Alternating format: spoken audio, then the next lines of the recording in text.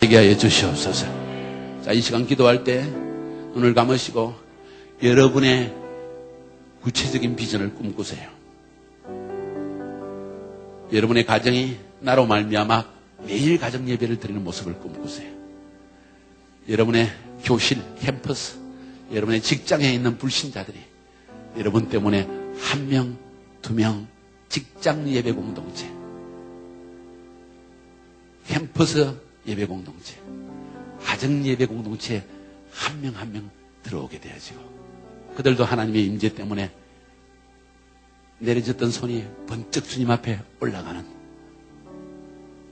그 공동체가 자라나는, 또 그들이 나가서 또 그들의 가정 속에 또 그들의 남편의 직장, 아내의 직장, 자녀들의 학교, 이 공동체가 또 퍼져나가는 이것을 꿈꾸시기 바랍니다. 이 시간 눈 감고 꿈꾸세요. 목사님들은 여러분의 성도님들 1명 1명이 그들의 직장에서 예배 공동체를 세워나가는 이 단순한 교회 운동을 하는 것을 한번 꿈꿔보세요. 이건 교회 성장의 이야기가 아니에요. 하나님 통치의 확장입니다. 하나님이 다스리심이 퍼져나가기 시작하는 거예요. 흑암의 권세, 도시와 민족에서 떠나갈 것입니다. 꿈꾸세요. 지금 꿈꾸세요.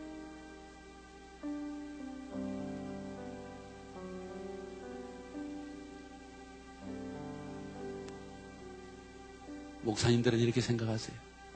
내 교회 안에 성도님들 1명도 빠짐없이 예수를 그리스도로 고백하는 사람으로 만들어내리라. 내 교회 안에 1명도 빠짐없이 그들의 가정에서 예배드리는 교회로 만들어내리라. 내 교회 안에 사랑하는 성도들이 그들의 직장에서 매일 예배드리는 성도로 내가 만들어내리라. 하나님은 여러분의 기도만큼, 꿈만큼 역사해 주십니다. 그 이상 할 수가 없어요. 왜? 여러분이 그 이상 강구하지 않기 때문에. 세상에 하나님의 위대한 일을 행하는 사람은 별 것이 아닙니다. 주님 앞에 명백한 비전과 목표를 세우고 끊임없이 나아가 주여 이 일을 성취하여 주옵소서 구하는 자입니다.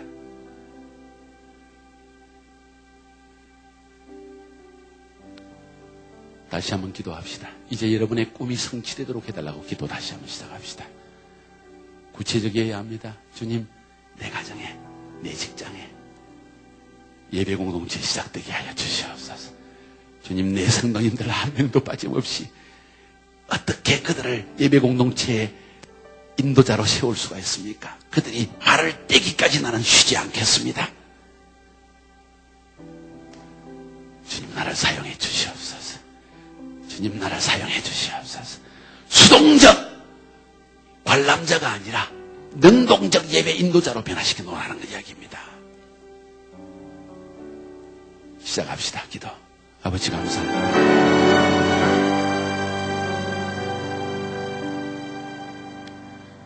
예수님의 이름으로 기도드렸습니다. 아멘. 눈을 뜨세요. 모르겠습니다. 오늘 밤에 기도를 좀 많이 해야 될 것 같은 마음을, 아니 그런 마음을 주신 것도 아니고 그냥 주님이 자꾸 기도를 시키시기 때문에 여러분이 이 기도를 하나님께서 기뻐 받으시고 여러분 심령 속에 하나님이 시작하시는 새 일을 시작할 수 있도록 인쳐주신 줄로 확신합니다. 자, 오늘 기도한 것 여러분 그대로 성취된다고 믿으세요. 꿈꾸세요. 매일 꿈꾸세요. 어쩌면 여러분과 예배드리는 공동체 안에 두세 사람이 나오지 않고 혼자서 예배드릴 때도 있을 거예요. 그래도 또 꿈꾸세요. 내일은 나온다. 모레는 나온다. 쉼 없이 예배드리세요. 쉼 없이. 복잡하게 드리지 마세요. 단순하게 드리세요. 복잡하게 말씀 전하지 마세요. 간단하게 전하세요.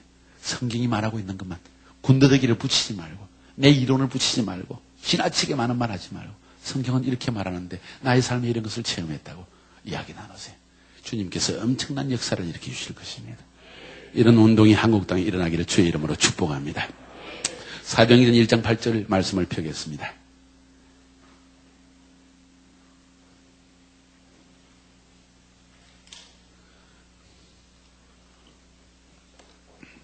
뭔가 좀 속이 시원하지 않으세요? 안 그래요? 아멘 소리 봐라. 속이 시원하지 않으세요? 뭔가 기도를 조금 한 것 같죠, 그죠? 아직 터지진 않았어요. 제가 느끼기에. 아직 터지진 않아요. 터져야 되는데. 영이 팍 터져버려야 되는데. 좀 더 터져야 될 줄로 믿습니다. 내일 밤에 좀 더 터집시다. 확 터져버립시다. 그러면 기쁨이 확 임하고 어둠의 권세가 내게서 확 떠나가 버리고 질병의 치유도 일어나고 악령의 역사, 어둠의 영들, 의심의 영들 다 떠나가고 막 기쁨이 충만하게 될 줄로 믿습니다. 사도행전 1장 8절 다 같이 통독하겠습니다. 시작.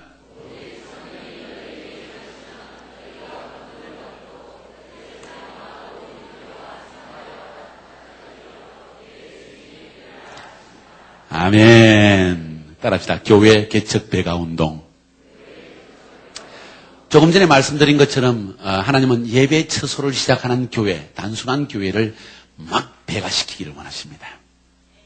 다시 말해 두시 사람이 모여서 신앙 고백이 있는 두시 사람이 모여서 하나님을 경배하고 찬양함을 말미암아 하나님의 임재가 내리는 그런 장소, 그런 모임, 그것이 사람이 존재하는 곳, 사람이 모인 곳에는 어디서든지 계속되기를 원하신다는 거예요.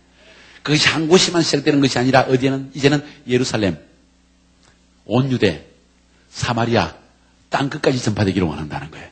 그 당시에 예루살렘, 유대, 온 유대, 사마리아 이것은 한 특정 사람들이 밀집해서 살고 있는 지역이었습니다.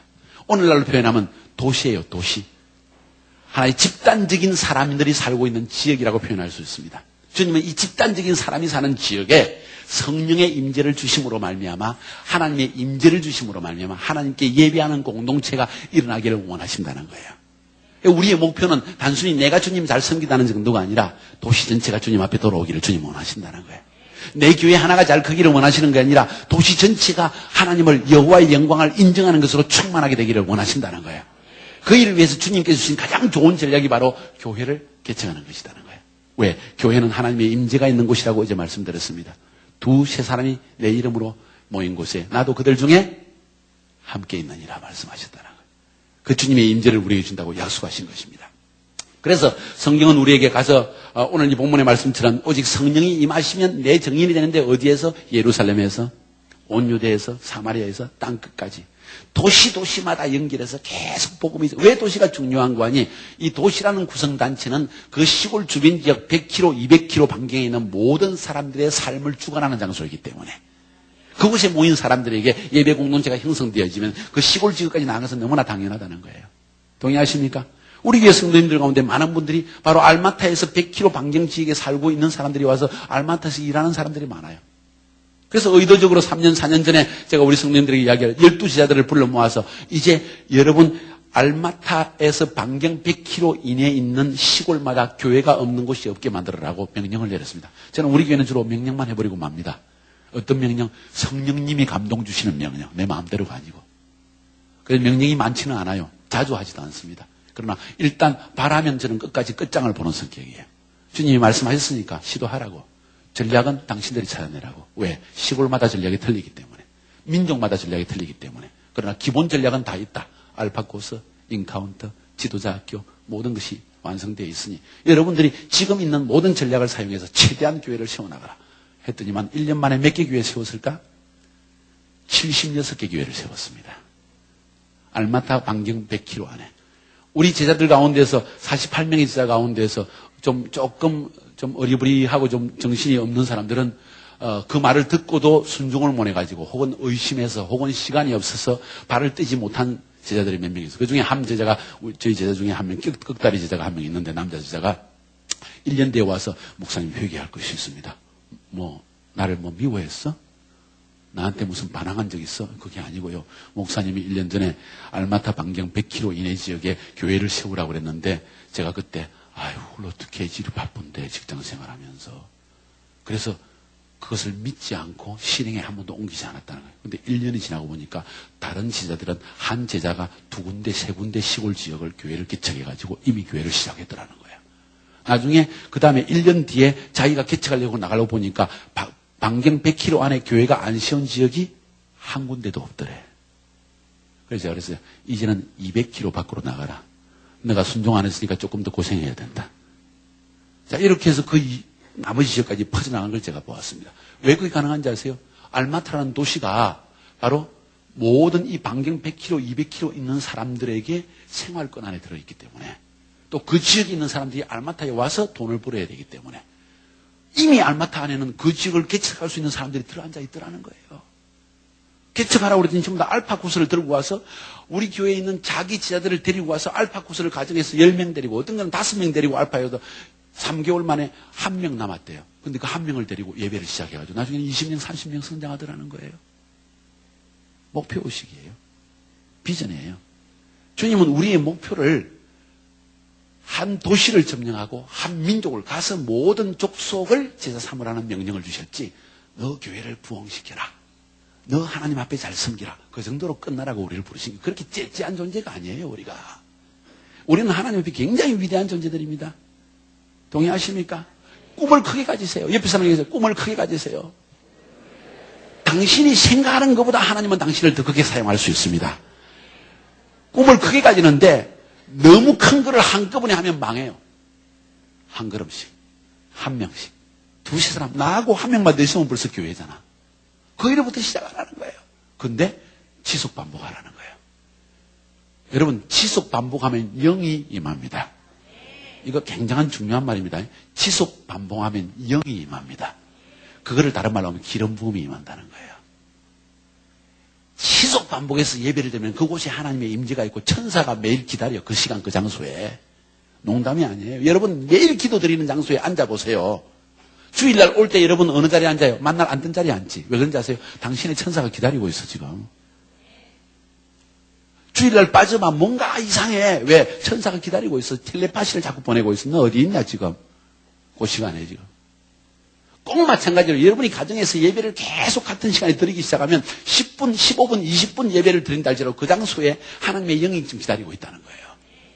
여러분을 사모하고 있다는 거예요. 왜? 그곳에 하나님의 임재가 이미 떨어져 있다는 거예요, 지금. 동의하십니까? 왜 하나님께서 야곱을 보고 베델로 자꾸 부르십니까? 그곳이 하나님의 임재가 있었던 장소라는 거예요. 그거 기념하기 위한 모뉴먼트로 부른 게 아니에요. 그곳에 하나님의 임재를 있기 때문에 그곳에 돌아가면 하나님의 임재가 다시 살아나는 거예요. 영의 임재가 있다는 거예요. 예배 드리시기 바랍니다. 그 예배 취소를 확장시키시기 바랍니다. 여러분 교회 안에 시작하는 것 이미 했잖아요. 이제는 그들의 가정 안으로 들어가세요. 교회가 뭐라 그랬습니까? 우리가 교회이고 우리는 음부의 권세가 이기지 못한 교회는 말의 의미는 우리는 공격적이라는 거예요. 우리는 수동적으로 오라 하는 것이 교회가 아니고 우리는 나가야 된다는 거예요. 우리가 나가서 가는 곳마다 교회를 세워야 된다는 거예요. 착각하지 말라는 거. 왜 자꾸 초점장 찍고 오라 그러냐는 거야. 교회에 와봐 그러지 말고 여러분이 교회이니까 여러분이 가세요. 따라합시다. I am the church. 영어도 잘하시네. I am the church. 내가 교회다. 내가 전한다. I go. 나는 세상으로 나간다는 거예요. 나를 통해서 하나님의 예배 공동체가 형성되기를 주님이 원하신다는 거예요. 그렇게 되기를 주님의 이름으로 축복합니다. 축복합니다. 그래서 도시를 점령하는 것이 하나님의 계획인 것을 믿으시기를 주의 이름으로 축복합니다. 그리고 결국 하나님의 최종 목적은 민족이라는 한민족, 한국 민족 전체가 예배 공동체로 확 일어나는 것을 보기로 하는. 제 마음속에 이번 집회를 하면서, 아니 제가 2월 달에 청소년 페스티벌을 하면, 청년 페스티벌을 하면서부터 제 마음속에 이 예배하는 단순한 교회, 예배하는 단순한 교회, 이 마음이 막 벅차오르는데 이건 하나님이 주시는 운동에 속한 일이다. 여러분, 프로그램에 속한 일이 있고 운동에 속한 일이 있어요. 프로그램에 속한 일은 한 번 하고 끝나는 일이에요. 운동에 속한 일은 그 안에 생명력이 있어서 계속 진행되는 일이라는 거예요. 잘 들으세요, 여러분. 운동입니다. 예배하는 민족. 우리 한국 민족은 예배하는 민족이에요. 모이기만 하면 예배드려. 전 세계 어느 나라를 가봐도 한국 사람이 존재하는 곳에 교회가 없는 곳이 없어. 중국 사람이 존재하는 곳에 레스토랑이 중국집이 없는 데가 없어. 한국 사람만 모이면 예배한다는. 이건 하나님이 우리 민족에 주신 특별한 은사 중의 은사. 그래서 다른 민족보다도 교회 예배하는 공동체 운동은 한국 민족에게 더 적합하다는 거예요. 다른 일은 성공하지 않아 뭘 할 수가 있지만 한국 민족은 예배만 드리면 되게 되어 있습니다. 우리는 전에부터 영적인 민족이에요. 샤머니즘이 번성했다는 것은 나쁜 면도 있지만은 그만큼 하나님을 사모하는 마음이 우리에게 있다는 거예요. 영적인 실체를 추구하는 마음들이 있다는 거예요. 영적인 존재이기 때문에. 그때 우리가 예배 드리는 이것을 통해서 나아갈 때 하나님께서 우리 민족을 특별한 부흥의 출구를 열어놓을 것이다. 돌파구를 열어놓을 것이다. 동의하십니까? 바로 그 사실 때문에 민족을 점령하기 위해서 하나님은 예배 공동체를 사용하시고 이 교회를 사용하신다 하는 것을 믿으시기를 바랍니다. 교회 개척의 운동이 무엇인가 하는 것을 여러분에게 말씀드리려고 합니다. 한번 위에 보세요. 교회 개척 운동은 크게 따라합시다. 단순하고 간결하게 정의하자면 특정 지역이나 민족 가운데 교회를 개척하는 토착 교회들의 급속하고 배가적인 성장을 말한다. 아주 쉽게 얘기합시다. 그 나라 방식으로 단순하게 교회가 폭발적으로 성장하는 걸 교회 배가 운동, 교회 개척 배가 운동이라는 거예요. 자, 그래서 오늘 어제 말씀드린 것 연결해서 지금 전 세계에 일어나고 있는 교회 개척 운동이 무엇인가를 아마 어쩌면 서론으로 끝날 수도 있지만은 뭐 되는 만큼 하고 내일 또 연결해서 하기를 원합니다. 자, 여러분. 여기서 우리가 한 가지 생각해 볼 것은 하나님은 굉장한 비전을 가지고 우리에게 교회라는 것을 말씀해 주셨습니다. 단순한 것이 아니에요. 성경 전체를 읽어보면 하나님은 한 민족 전체가 주님 앞에 돌아오기를 원하셔서 보여주신 몇 가지 중요한 사건들이 있습니다. 그것이 십자가 사건이고 전 인류의 구속을 위해서. 그 다음에 또 하신 일이 뭔가 성령을 주신 일이라는 거예요. 동의하시죠? 우리가 너무나 잘 알고 있어요. 그 다음에 또 하신 임관이 교회를 세운 일이에요. 이 지상에 하나님은 다른 것을 세우지 아니하시고 하나님이 영광이 가득 차고 하나님 나라가 확장되어지게 하기 위해서 한 그 세 번째 중요한 일이 교회를 시작하신 일이라는 거예요. 교회라는 공동체, 하나님이 인정하신 공동체, 세상에 어느 누구도 무너뜨릴 수 없는 유일한 공동체, 교회를 주님은 시작하셨다는 거예요. 네 번째 또 하나 첨가할까요? 성경을 통해서 볼 수 있는 것, 주님은 12제자를 선택하셨다는 거예요. 그건 놀라운 사건입니다, 여러분. 많은 사람들이 경솔하게 생각하는 경향이 있는데 주님은 허다한 제자의 무리들 가운데에서 누가복음 보니까 밤새 기도하시고 그들 가운데 허다한 제자 무리를 모아서 그 중에서 기도하시고 12제자를 뽑아서 그들에게 하나님의 비전을 툭 심어다 주셨어요. 그들이 하나의 새로운 예배 공동체, 교회 공동체의 출발이었다고 성경은 우리에게 보여주고 있습니다. 자, 이것을 왜 말씀드리냐? 이 성경은 이러한 하나님의 비전과 전략이 함께 뭉쳐져 있는 책이라는 거예요. 그래서 주님은 12제자를 선택하실 때 그들에게 하나님이 심령 속에 있는 비전을 전달하기 원하셨습니다. 어떤 비전인 줄 아세요? 제자화를 통해서 온 세상을 변화시키는 일이라는 거예요. 그것이 마태복음 28장 19절 20절을 말하고 있는 중요한 내용이라. 모택동이라는 사람을 생각해 봅시다. 그 사람은 위대한 제자화의 사람이에요. 공산주의로서 중국 대륙 전체를 지금으로 몇 억일까요? 10억이죠. 11억? 10억의 인구를 제자화한 사람이에요. 위대한 사람이에요, 여러분. 거기서 우리는 뭔가 아이디어를 얻어야 됩니다. 그런 비전의 사람이었습니다. 그 10억의 사람들을 움직일 수 있는 엄청난 영적 비전을 던지는 사람이에요. 그것이 악한 영으로부터 왔다 할지라도 우리는 다른 면을 배우자는 거예요. 자, 여기서 배울 수 있는 것은 우리에게 비전이 얼마나 중요해요. 근데 그 비전이 하나님으로부터 온 것이라면 얼마나 개런티가 있는 것이냐는 거예요. 아무도 방해할 수 없는 강한 비전이 성경 안에 있다는 거예요. 근데 수많은 사람들이 또 목회자들이 실수하는 것은 뭔가 하니 하나의 단편적인 말씀을 은혜스럽게 전하는 일에는 집중하는데 그 성경 안에 기록된 엑기스와 같은 하나님의 비전을 뽑아내서 그거를 심령 속에 성도들과 교회 안에 뿌리내는 일에 실패하고 있다는 거예요. 그게 실패한다는 거예요. 예를 들어서 한 가지 아주 단순한 이야기 중에 교회는 성령님으로 말미암아 거듭난 사람이 아니면 성장이 안 됩니다. 출발도 되지 않습니다. 예배가 형성되지 않아요. 그런데 성령을 몰라요. 많은 목회자들이 성령을 몰라요. 그 성령님의 또 다른 말로 표현하면 성령님의 음성을 듣고 성령님의 인도하심을 따라 사는 법을 모른다는 거예요. 그분이 내게 주시는 어떤 감동을 느끼지를 못해요. 나의 생각으로 착각을 해요. 자, 그쯤 되면 성령님이 역사할 수 없는 거예요. 자, 이것이 아주 단편적으로 성경은 성령에 대해서 이야기하고 있다는 거예요. 구약부터 신약까지 하나님의 영의 말씀에 대해서 계속 말하고 있습니다. 단순히 성경의 지식적인 말씀이 아니라 그것이 성령의 조명으로 말미암아 내게 임할 때는 하나님의 음성이 되어지는 거예요. 성경의 기록 모두가 이건 하나님의 말씀입니다. 그런데 그 말씀들이 오늘날 내게 주시는 레마의 음성으로 들리질 때는 성령님이 내게 주셨기 때문이라는 거예요. 근데 그 말씀, 그것을 인정하는 길은 성령이 아니고는 있을 수가 없는 일이라는 거예요. 그러므로 성도들에게 이 성령님에 대한 이 인격적인 성령님을 깨닫고 인식하고 그 성령님 안에 거듭나게 하는 일을 하지 않고 어떻게 교회가 성장할 수 있겠냐는 거예요. 불가능하다는 이야기예요. 만약 성령님들이 이 성령님에 대해서 알지 못한다면, 성령으로 거듭나지 않다면, 여러분 성령으로 거듭나지 않으면 설교지는 졸리게 돼 있어. 물론 피곤해서 졸린 것도 있지만은 무진장 졸려. 무슨 말인지 이해가 안 가. 설교만 시작하면 곧 졸아.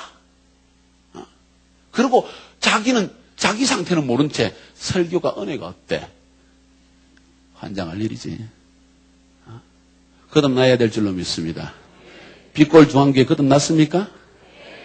충만하시기를 바랍니다. 거듭난 거하고 충만한 거 또 다른 이야기예요. 성령에 대한 이야기를 성경은 말하고 있습니다. 동의하십니까? 믿으십니까? 그 다음에 교회에 대한 이야기를 하고 있다는 거예요. 또 예수님이 마태복음 16장에서 유일하게 한 번, 예수님이 말씀하기 유일하게 한 번, 교회, 이 신앙 고백 위에 내 교회를 세우리니 음부의 권세가 이기지 못할, 이 엄청난 한 가지 한 구절의 말씀을 던질 때 그 말씀의 의미가 얼마나 깊은 것인지를 깨닫기를 주의 이름으로 축복합니다. 단 한 번밖에 없는 말씀이지만 이 신앙 고백 위에, 이 반석 위에 내 교회를 세우리니 음부의 권세가 이기지 못한다. 내 교회를 세운다는 어떤 공동체에 대한 얘기를 하고 있고, 내 교회라는 거예요. 어느 사람의 특정한 사람, 담임 목사님의 교회가 아니라 주님의 교회라는 거예요. 그 말은 주님이 책임지시는 교회. 그 말은 주님이 함께 하시는 교회. 주님의 이름으로 일컫는 교회. 그런데 그 교회에 말씀하기에 대해서 말씀하시기를 음부의 권세가 이기지 못하리라. 여러분, 이거 엄청난 약속의 말씀입니다.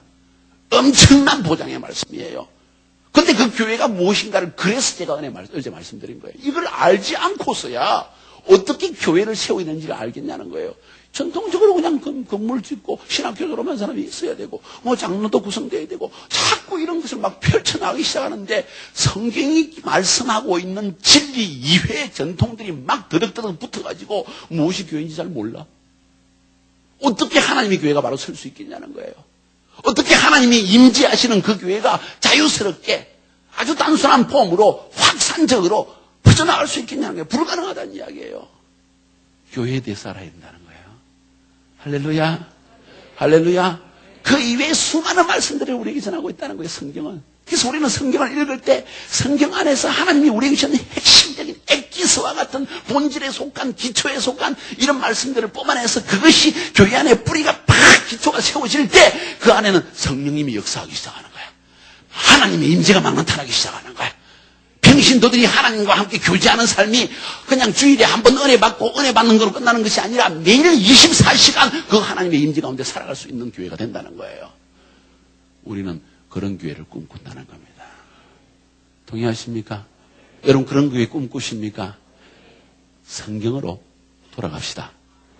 옆에 사람에게 성경으로 돌아갑시다. 성경으로 확실히 돌아가야 될 줄로 믿습니다. 모택동이라는 사람은 성경을 딱 제외해버리고 그 자리에 공산주의 이론을 집어넣어서 중국 전체를 공산화시킨 위대한 전략적인 사람입니다.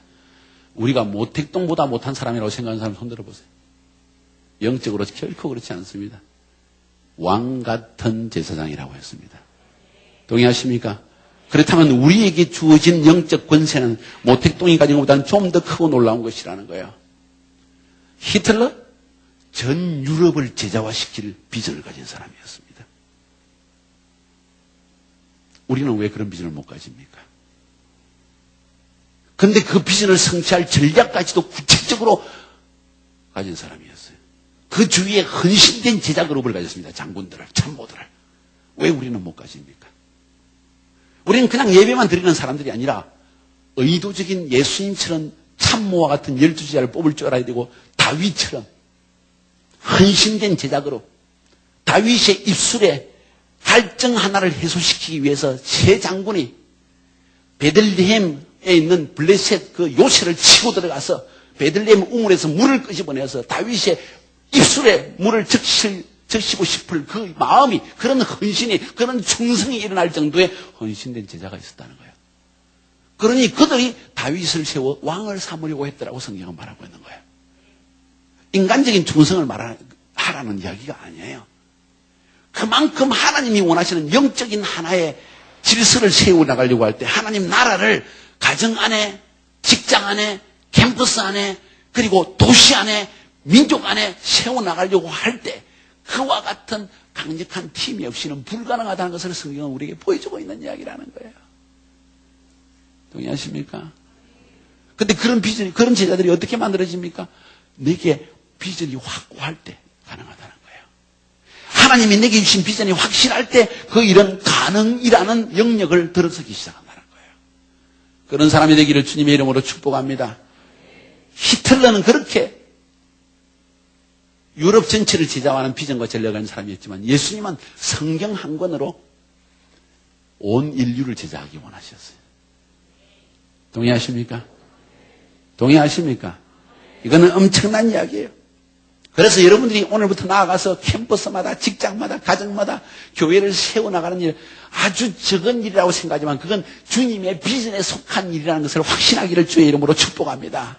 사도 바울은 사도행전을 쭉 읽어보세요. 그는 가는 곳곳마다 도시마다 이런 교회들을, 가정에서 모이는 교회, 직장에서 천막 장사하는 곳에 모이는 교회, 가는 곳곳마다 하나님의 교회를, 자주 장사하는 루디아 집에서, 이 루디아가 아마 자기 자주 장사하는 그 직장처에서도 예배를 시작했을 거예요. 성경 공부를 시작했을 거예요. 교회는 그렇게 확산되기 시작했다는 거예요. 오늘날도 마찬가지로 교회는 그렇게 확산되어야 될 줄로 믿습니다. 형태는 조금 다를 수 있습니다. 모양은 문화에 따라서 틀릴 수가 있습니다. 그러나 단순한 교회의 모습은 이전이나 몇천 년 전이나 지금이나 조금도 변함없이 동일하게 된다는 것을 믿을 수 있기를 주의 이름으로 축원합니다. 제가 이 강의를 오늘 하려고 하는 이유는 하게 된 동기는 무엇인가 하니, 저도 선교지에 있으면서 전 세계를 다녀볼 수 있는 기회를 많이 가졌습니다. 한국에서 많이 하고 있는 알파 코스, 본부교회, 영국 런던에 있는 HTBC 교회, 홀리 트리니티 브롬턴 처치 HTB 교회 국제 컨퍼런스도에 가서 참석해보고, 또 콜롬비아에 있는 교회 가보니까 30만 명이 모여서 예배하는 그 모습, 웅장한 모습도 제가 몇 년, 한 5, 6년 연속으로 계속 다니면서 그게 기름 부음도 받고 그 은혜도 경험하고, 이야, 로타 시내에 있는 사람들이 다 모인 것 같아. 6만 명이 모인 스타디온에서 2부 막 3부 예배를 드리고, 청년 예배는 2만 명이 모이는 실내 스타디온에서 토요일 날 2번 예배를 드려. 청년 예배를, 야, 청년들 정신 좀 차려라. 그리고 콜링을 하니까 한 2,000명이 막 불신자가 몰려와. 예수 믿겠다고. 그 뒤에 예수 믿고 있는 청년들이 자기 제자 삼으려고 또 확 뛰어나와. 서로 달라붙어 게임이처럼. 그 모습을 보고, 이야, 얼마나 벅차고 얼마나 감격스러운지. 싱가포르 FCBC 교회, 페이스 커뮤니티 베프티스트 처치, 로렌스 공 목사 잘 알잖아요. 우리 교회 7년 이상 왔다 갔다 하면서 컨퍼런스 했거든요. 셀 컨퍼런스. 우리 교회 지도자를 다 불러가지고 거기에서 먹여주고 재워주고 하면서 셀에 대해서 같이 주었습니다. 참석해봤어요. 이야, 몇천 명이 모여서 막 경배하고 찬양하고, 맥도날드에서 셀 모임하고, 뭐 길가에 앉아가서 셀 모임하고, 뭐 싱가포르 문화라는 것이 하루에 3끼 밥 사먹는 문화예요. 1달러, 2달러 하면 간단한 식사할 수 있는 그런 밥집에서 아무도 안 해요. 그러니까 막 길가에 가 막 옹기종기 모여 앉아고 성경 펴놓고 그냥 자기들끼리 공부하고 이런 모습들을 보면서, 이야, 신난다 정말. 주님, 이런 교회가 세워지게 해주시옵소서. 막 이런 마음의 열망이 막 일어났습니다. 또 이야기를 들을 때 아프리카에 있는, 나이제리아에 있는, 라고스에 있는 교회, 제가 말씀드렸잖아요. 그죠? 수도 라고스에 있는 교회, 예수의 이름으로 크라이스트 리디언드 처치, 예수로 구속된 교회라는 그 교회인데, 지금은 12월 둘째 주마다 연말 크리스마스 대성회를 하면은 300만 명이 모인데, 그 성도가 지역교회, 자기 지교회까지 모인 성도들 합해가 300만 명이 모여서 2주 연속 연말 집회를 하는 거야. 24시간 2주 연속이에요. 그게 강대상에 모이는 목사 숫자만 5,000명. 강대상이 5,000명이야. 화장실에 가려면 15분간 버스를 타고 가야 돼. 바나나를 산더미처럼 쌓아놓고, 거기 또 쌀을 먹어요. 쌀하고 뭐 이런 걸 해가지고 막 그 사람들을 300만 먹이는 거야, 또. 그게 뭐 24시간 동안 갈 수가 있어요. 꼼짝도 안 하고 거기서 먹고 싸고 땅 묻어 싸고 뭐 이러면서 집회하는 거야. 그냥 하루 종일 24시간을. 이야, 멋있지 않아요? 여러분, 그런 교회 하고 싶지 않아요? 한국 떠나서 거기 가고 싶어요, 그냥 진짜. 그렇다고 한국을 버릴 수는 없잖아. 여기에 그런 교회를 해야지. 그래서 너무너무 은혜를 되는 거예요. 이야, 나도 막 그런 꿈, 막 그런, 여러분, 보는 게 비전이에요. 따라합시다. 보는 게 비전입니다. 그걸 보는 순간에 막 마음이 벌렁벌렁 하는 거예요. 나도. 따라합시다. 나도. 근데 그 교회를 다니는 것도 다 좋은데, 앞만 봐도 그 목사만 할 수 있을 것 같아. 문제는. 나는 못할 것 같아. 대부분의 목사들이 경험하는 이야기예요. 저 목사는 할 수 있어도 나는 지도력이 없어 못해. 저 사람은 은사가 있지만 나는 못해. 그런데 그럼 이 꿈은 모두를 위한 것은 아니잖아. 그런 교회를 보는, 그런 예배를 드리는 그런 꿈을 가지는 것은 좋은 일이지만 그것이 나를 통해 실현된다는 가능성은 없는 거예요. 희박한 거예요. 퍼센트가 아주 낮은 거예요. 이런 가운데 조영기 목사님 같은 교회 세울 자신 있는 사람 손 들어보세요. 솔직히 손 들어봐요. 믿음이라도 있으면 한번 손 들어봐요. 그것도 없잖아 봐. 그건 실현 가능성이 없다는 것이고 여러분의 발을 옮기기 못한다는 거예요. 첫 발걸음 내디지를 못한다는 거예요. 그런데 약 4년 전에 제가 미국 달라스에서 한번 국제 모임이 있었는데 국제 모임이 글로벌 처치 플랜팅 콩그레스 세계 교회 개척 국제 교회 개척 대회라는 것이 열렸습니다. 언제 왜 열렸는가 하니 여러분 잘 아는 대로 미국의 CCC 대학생 한국 대학생 선교회 그죠? 캠퍼스 크루세이드의 총재인 빌 브라이트 박사가 돌아가시면서 몇 년 전에 유언을 남겼어요. 그 유언서에 적힌 내용이 뭔가 향후 약 5년 내지 10년 정확한 내가 기록 못하는데 10년이라고 합시다. 10년 그지 10년이네요. 10년 내에 전 세계 500만 명의 목회자를 준비시켜서 500만 명의 목회자를 준비시켜서 10억의 영혼을 구원하자. 요 비전을 던졌어요. 그러면서 미국 내에 약 30여 명의 아주 탑 클래스에 있는 모든 목회자, 모든 교단의 장들, 선교단체의 장들, 그리고 하나님의 일을 하는 아주 굵직굵직한 사람 약 30몇 명에게 선별적으로 자기의 유서를 친필로 다 적어가지고 대나무 통 안에다가 집어넣어서 다 보냈어요.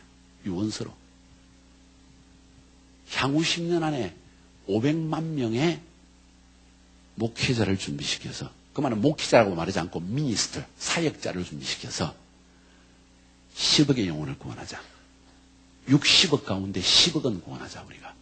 주님 오실 날이 가까웠기 때문에 나는 이것을 보기 전에 죽는 것이 안타깝다 하면서 그 유언서를 남겼어요. 참 미국의 위대함은 뭔가 하니 아주 보수 교단들 막 서든 베프티스트들 막 펜타코스트들 캐리스마틱하면 아주 막 치를 들고 싫어하거든요. 또 이 캐리스마틱들도 아주 보수이다. 이거 보수적인 사람들 막 싫다고 또 그래요. 한국도 마찬가지잖아. 그런데 이 하나님의 비전을 딱 받자마자 이 사람들의 마음이 다 바뀌는 거예요. 이 비전 안에 하나로 뭉치자는 거예요. 서든 베프티스트의 총장, 총재, 또 뭐 CCC, 그 다음에 또 뭐 캐리스마틱 운동의 어떤 대표자들 이런 사람들이 다 모이는 거예요. 그러더니 엉뚱하게도 미국 사람이 아닌 라인하르트 본케, 아프리카의 귀신 잡는 전도자. 이 사람을 또 총재로 탁 세우더라고. 부총재로 세우더라고. 그 다음에 존 맥스웰, 전 세계 리더십의 대가. 이 사람들 또 부총재로 세우고. 그러더니 몇몇 사람이 그룹을 형성하더니 좋다. 미국에 있는 모든 교회와 모든 교단은 연합해서 이제는 교리를 초월해서 예수는 그리스도라는 하나의 교리 위에서 향후 10년 안에 500만 명의 목회자를 만들어내자. 그리고 10억의 영혼을 구원하자. 여기에 동의를 하더라고요. 그러더니 각 선교단체마다 자기들이 가지고 있는 모든 자료를 다 내놓고 공개하고 공유하기 시작하는 거예요. 웹사이트 들어가면 나옵니다. 그래서 이런 모습을 보면서 야 엄청 감동을 받는 게 야 이것이 과연 실현 가능하다면 얼마나 위대한 복음운동, 얼마나 위대한 구원운동이 전 세계에 시작되어질까. 이런 마음이 일어나는데 그때 남침례교 목사 한 명을 선교사 한 명을 만났어요. 그분을 만났는데 빌 버찌라고 하는데 이분이 미국 사람이니까 그래서 저도 영어를 조금 하거든요. 그래서 영어로 How are you? 그리고 이제 어디서 왔느냐, 뭐 하느냐 그랬더니 뭐 이야기를 하면서 자기에게 대짜고짜 저에게 T4T를 아느냐는 거예요. T4T가 뭐냐 도대체? Teaching for Teacher라는 거예요. Training for Trainer라는 거예요. 그래서 그게 뭔데요? 그랬더니 디모데후서 2장 2절에 있는 제자가 제자를 삼고 그 제자가 또 제자를 삼고 그 제자가 또 제자를 삼고 그 제자가 또 제자를 삼는 이것이 바로 트레이닝 포 트레이너라는 거예요. 설명을 좀 해달라고 했는데 그 사례 이야기를 해주면서 중국에 있는 한 교회가 3년 만에 한 명으로 시작해가지고 약 20, 30명의 기존교회에 참석하는 전도하기 원하는 사람들을 불러 모아가지고 이 전도 훈련을 시켰는데 단순한 간정운동, 간정을 통해서 사람들을 예수님께 인도하고 그 인도받은 사람을 6주 정도 걸쳐서 아주 단순한 기초 성경 공부를 시키고 그러고 그냥 교회를 시작해버리는 거예요. 이런 운동을 시작했는데 3년 만에 16만 5천 명 정도가 세례를 받았다는 거예요. 그리고 약 15,000개의 교회가 3년 만에 세워졌다는 거예요. 저는 또 교회 성장하면 눈이 번쩍 떠이고 교회 개척하면 눈이 번쩍 떠이거든요. 진짜냐 이게. 나 거짓말 안 한다는 거예요. 통계로 들어오기는 약 30만 명이 구원받았고 약 25,000개 교회 세워졌다는데 자기가 좀 신빙성이 없는 거는 다 저것이 가장 이건 정확하다는 것만 뽑았는데 약 16만 5천 명 구원받았고 심례를 받았고 그리고 약 15,000개 이상 교회가 세워졌다는 거예요. 눈이 번쩍 떠있는 거예요. 이것이 중국만 되어지느냐 아니면 다른 데도 되어지느냐. 인도네시아에도 일어나고 있고 인도에도 일어나고 있고 아랍 지역에도 들어가서 이 사역이 이루어졌다는 거예요. 제가 눈이 얼마나 번쩍 떠있는지 몰라요. 나한테 좀 와달라 그랬습니다. 비행값 대줄 테니까 카자흐스탄에 올라와서 우리 교회 좀 가르쳐달라. 근데 아무 말도 안 하더라고. 알고 보니까 너무 골수 보수 교단이라서 선교사라서 우리는 좀 카리스마틱적인 성향이 있으니까 꺼려하는 거예요. 근데 기도할 때마다 하나님께서 그 마음속에 알마타라 가라는 마음을 자꾸 주시더래. 기도할 때마다 1년이 지나서 저에게 이메일이 왔더라고요. 패스터 킴 때마다 하나님이 자꾸 부담을 주시는데 안 갈 수가 없어서 이제 가는데 나는 지난달에 남침례 교단의 선교사에서 이제는 은퇴를 했습니다. 그러더라고요. 그래서 제가 이제 교단에 영향 안 받으니까 마음 놓고 올 수 있다는 이야기구나. 그래서 우리가 작년 10월 달에 모시고 우리 교회에서 T40 세미나라는 걸 했어요. 그 결과로 나온 것이 여러분 교제예요. 전 세계 곳곳마다 하나님의 교회를 세워나가는 이 전략이라는 거예요. 모든 평신도가 가는 곳곳마다 예배 처소를 만들어내면서 교회를 개척한다는 거예요. 2시 사람이 모이기도 하고 사람이 많아져서 허락되는 지역은 100명, 200명 막 성장해서 건물을 사야 되는 지역도 있고 그렇지 않은 지역, 숨어있어 핍박받는 지역은 2, 3명, 최고 5명, 10명 모이면 또 갈라지고 하는 이런 운동들이 막 지속적으로 퍼져나간다는 거예요.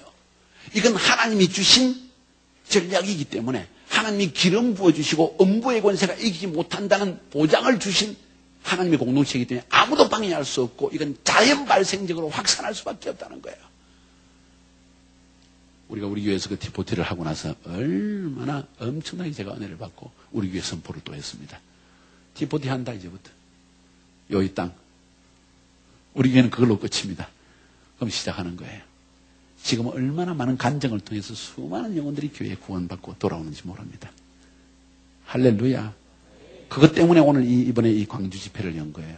근데 T40 세미나는 다 하지 못합니다. 솔직히 이번에는 비전만 던지려고 합니다. 왜냐하면 그걸 하려면 한 10시간 정도는 필요합니다. 제가 모든 강의를 구체적인 트레이닝을 다 시키고 근데 요 안에 교재 안에 자세하게 다 나와 있기 때문에 또 우리 목사님들께는 제가 이 T40 트레이닝을 한 비디오 오디오 테이프를 여러분에게 남겨드릴 거니까 여러분이 편안하게 들으면서 보면서 여러분 스스로 연구하시고 목회자들은 다 너무나 똑똑하셔서 충분히 할 수 있다고 저는 믿습니다.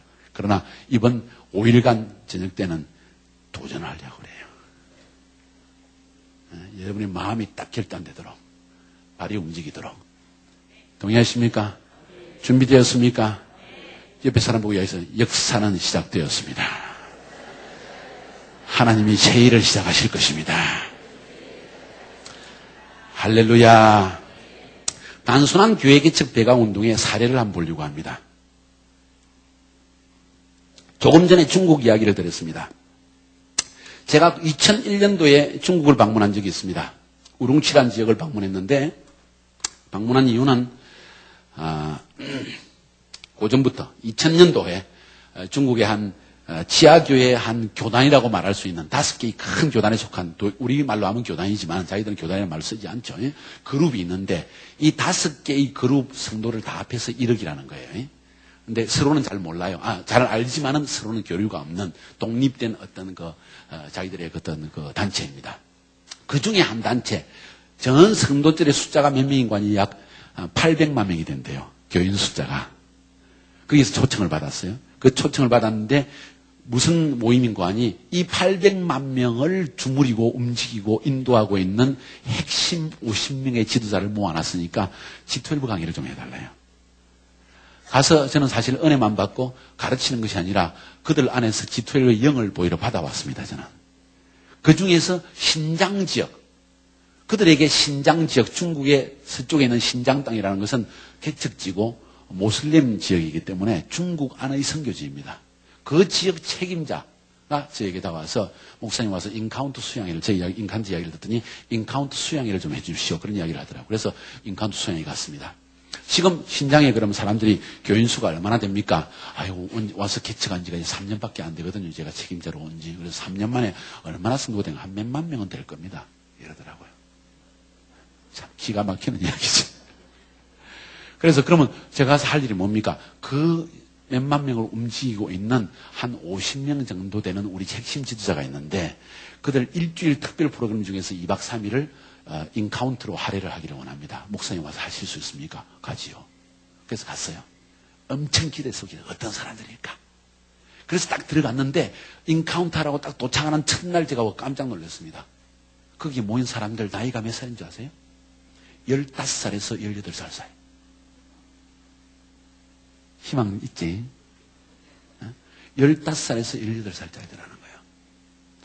순진한 아이들이에요. 기도할 때 불이에요. 말씀을 받을 때 막 눈물이 걸성거리고 막 간정하니까 막 불이 터져 나와요. 15살에서 18살이가 주주들하니까요. 50명 중에 약 40명이. 여자아이들이 절반 이상, 약 70%야 오히려. 이야, 우리가 얼마나 전통적인 개념에 사로잡혀서 하나님의 엄청난 인적 자원들을 땅에 묻어버리고 있는가. 저는 그것을 회개했어요.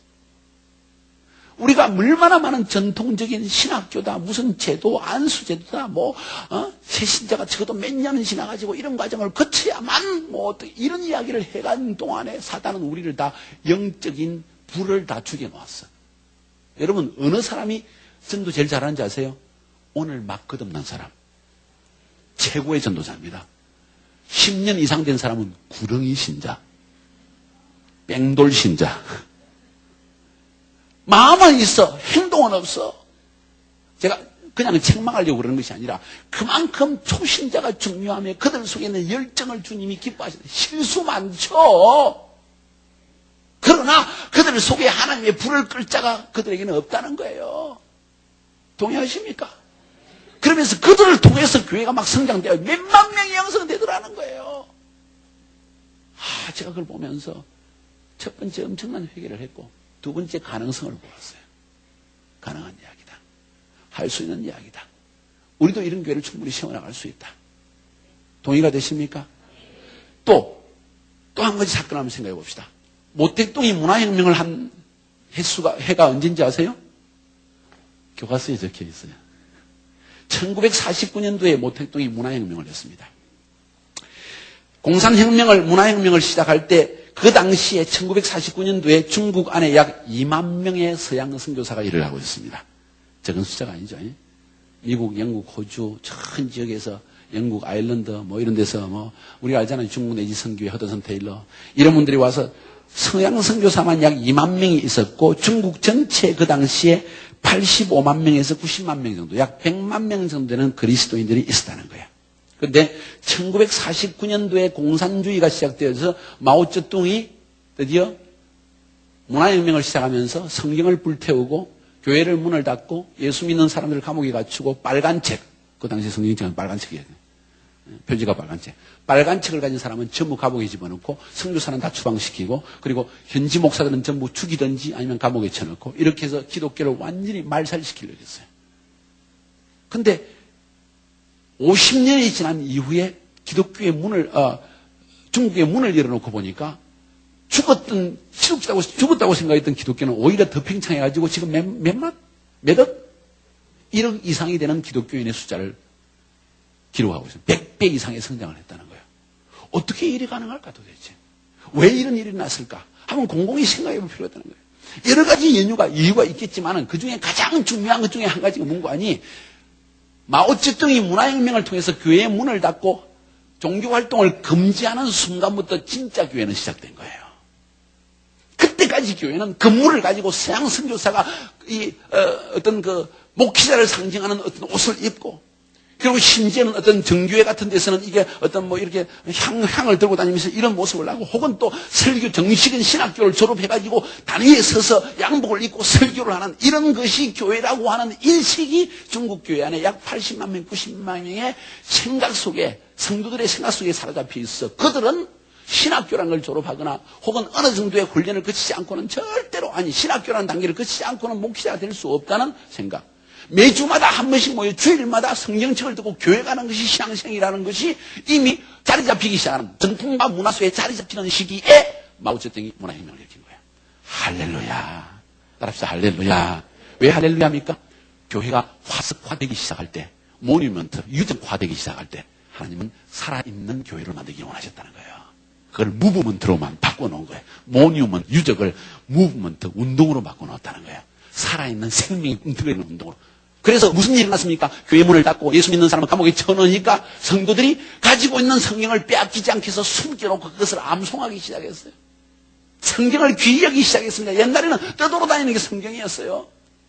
그런데 감옥에 쳐넣고 불을 달기 하니까 하나님을 믿고 거듭난 성도들은 이 성경을 귀히 여기고 어느 보물보다 귀한 보물을 여기면서 그것을 빼앗길까봐, 그것을 빼앗길 날이 오고 잊어버린 날이 올까봐 그것을 창세기부터 요한계시록과 암송하는 것이 일어나고, 그 성경 한 권을 놓고 가장 확실한 사람, 거듭난 사람에게만 성경을 주어서 그걸 읽게 만들고, 암송한 구절을 매일 함께 나누기 시작하고, 2시 사람이 모여서 예배를 드리다가 사람이 많아지면 안 된다. 우리는 더 이상 같이 모이면 다 죽는다.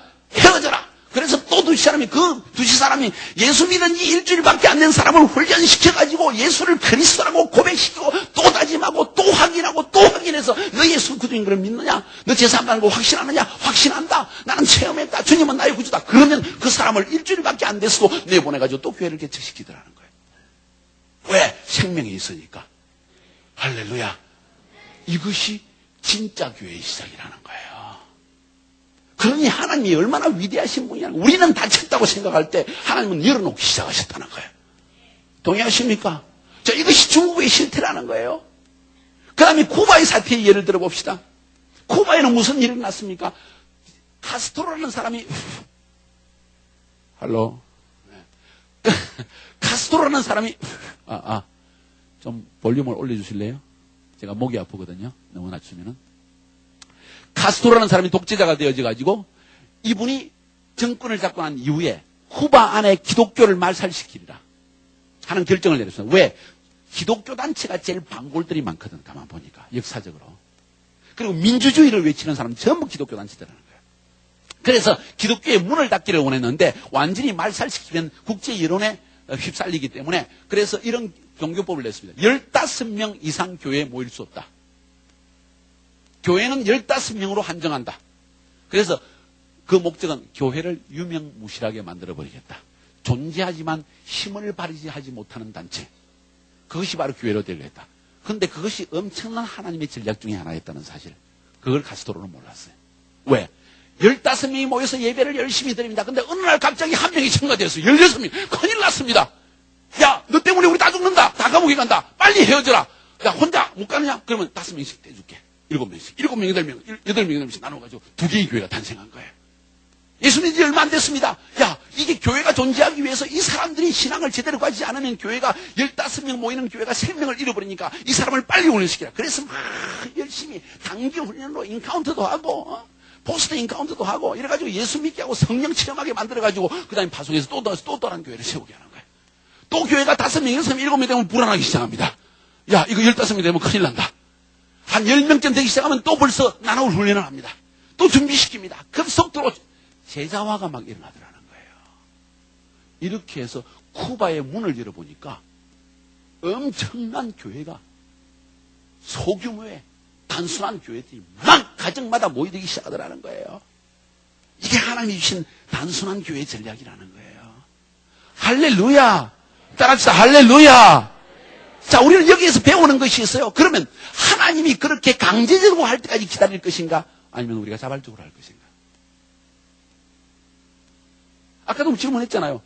조영기 목사님만한 교회 세울 자신 있어? 최자실 목사님 같은 역할을 할 자신 있어? 없지. 내가 봐도 없는 것 같아. 우리 정병인 목사님, 조영기 목사님까지 안 돼도, 그래, 하영조 목사님 정도는 할 수 있겠지, 그제? 아멘 하기도 뭐하고, 아멘 안 하기도 뭐하고. 누구나 할 수 있는 게 아니라는 거야. 근데 주님은 그런 슈퍼스타를 만들기를 원치 않으셨고, 그런 분들은 있어요. 은사로. 그런 분들 귀한 분들이에요. 그런 분들은 영의 양식을 자기들 교회만 주는 분들이 아니고 사실은 전 세계에 주는 분들이에요. 그 교회를 통해서. 동의하십니까? 그런 분들은 있지만은 하나님의 계획은 그런 사람을 만드는 게 계획이 아니고 그건 특별 계획이고 일반 계획은 모든 성도가 예배하는 계획자가 되기를 원한다는 거예요. 할렐루야. 동의가 되십니까?